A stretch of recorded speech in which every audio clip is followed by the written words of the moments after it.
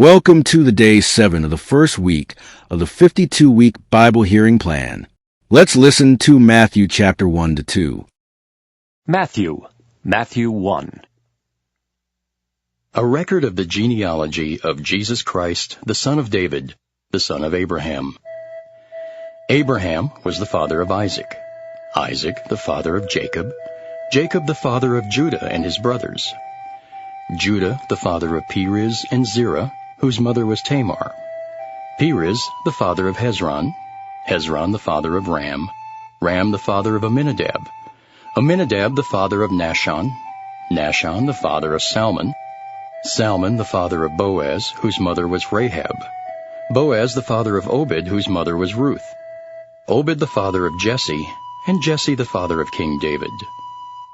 David was the father of Solomon, whose mother had been Uriah's wife, Solomon the father of Rehoboam, Rehoboam the father of Abijah, Abijah the father of Asa, Asa the father of Jehoshaphat, Jehoshaphat the father of Jehoram, Jehoram the father of Uzziah, Uzziah the father of Jotham, Jotham the father of Ahaz, Ahaz the father of Hezekiah, Hezekiah the father of Manasseh, Manasseh the father of Ammon, Ammon the father of Josiah, and Josiah the father of Jeconiah and his brothers at the time of the exile to Babylon. After the exile to Babylon, Jeconiah was the father of Shealtiel, Shealtiel the father of Zerubbabel, Zerubbabel the father of Abiad, Abiad the father of Eliakim, Eliakim the father of Azor, Azor the father of Zadok, Zadok the father of Achim, Achim the father of Eliad, Eliad the father of Eleazar, Eleazar the father of Matan, Matan the father of Jacob, and Jacob the father of Joseph, the husband of Mary, of whom was born Jesus, who is called Christ. Thus there were 14 generations in all from Abraham to David, 14 from David to the exile to Babylon, and 14 from the exile to the Christ. This is how the birth of Jesus Christ came about. His mother Mary was pledged to be married to Joseph, but before they came together, she was found to be with child through the Holy Spirit. Because Joseph, her husband, was a righteous man and did not want to expose her to public disgrace, he had in mind to divorce her quietly. But after he had considered this, an angel of the Lord appeared to him in a dream and said, "Joseph, son of David, do not be afraid to take Mary home as your wife, because what is conceived in her is from the Holy Spirit. She will give birth to a son, and you are to give him the name Jesus, because he will save his people from their sins." All this took place to fulfill what the Lord had said through the prophet. "The virgin will be with child, and will give birth to a son, and they will call him Emmanuel, which means God with us."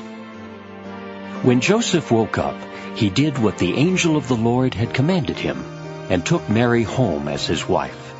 But he had no union with her until she gave birth to a son, and he gave him the name Jesus. Matthew 2. After Jesus was born in Bethlehem in Judea, during the time of King Herod, Magi from the east came to Jerusalem and asked, "Where is the one who has been born King of the Jews?" We saw his star in the east, and have come to worship him." When King Herod heard this, he was disturbed, and all Jerusalem with him. When he had called together all the people's chief priests and teachers of the law, he asked them where the Christ was to be born. "In Bethlehem in Judea," they replied. "for this is what the prophet has written. But you, Bethlehem, in the land of Judah, are by no means least among the rulers of Judah, for out of you will come a ruler, who will be the shepherd of my people Israel." Then Herod called the Magi secretly, and found out from them the exact time the star had appeared. He sent them to Bethlehem and said, "Go and make a careful search for the child. As soon as you find him, report to me, so that I too may go and worship him." After they had heard the king, they went on their way, and the star they had seen in the east went ahead of them, until it stopped over the place where the child was. When they saw the star, they were overjoyed. On coming to the house, they saw the child with his mother Mary, and they bowed down and worshipped him. Then they opened their treasures and presented him with gifts of gold and of incense and of myrrh. And having been warned in a dream not to go back to Herod, they returned to their country by another route. When they had gone, an angel of the Lord appeared to Joseph in a dream. "Get up," he said. "Take the child and his mother and escape to Egypt. Stay there until I tell you, for Herod is going to search for the child to kill him." So he got up, took the child and his mother during the night, and left for Egypt, where he stayed until the death of Herod. And so was fulfilled what the Lord had said through the prophet. "Out of Egypt I called my son."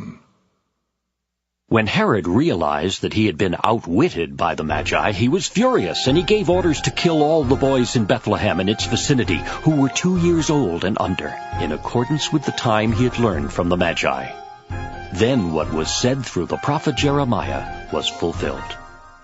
A voice is heard in Ramah, weeping and great mourning, Rachel weeping for her children, and refusing to be comforted, because they are no more.